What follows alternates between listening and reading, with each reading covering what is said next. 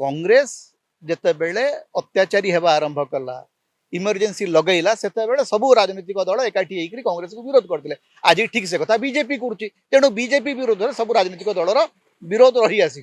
जानकी बाबू को प्रशंसा करवा कांग्रेस को गाड़ी करवा यार अर्थ देवी बाबू बुझे देवी बाबू देखो ए संपर्क में देवी रंजन त्रिपाठी हूँ कि सौभिक विश्वास हूँ दुई दुई थर विधायक है भी से कौन प्रकार परिपक्वता आसुना से हूँ दुखर कथा जे देवीरंजन त्रिपाठी को बीजेडी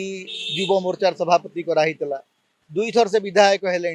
किंतु राजनीति संपर्क में वक्तव्य देला बेले आज लगुच एम बापा मान कांधरे लाउ होकर बुलूं तेणु आपण बापा मान कांधरे लाउ होकर राजनीति करे बापा आपण कांधरे बसिक केते दिन राजनीति शिखे राजनीति निजे शिखे ना कांग्रेस से कांग्रेस और आज कांग्रेस भितर फरक कौन एवं प्रभात त्रिपाठी कही दिंतु जे से जन सांप्रदायिक लोक जो मैंने विजु लिगासी अच्छा से कही दिंतु जे विजु पट्टनायक आरएसएस विरोधी नथिले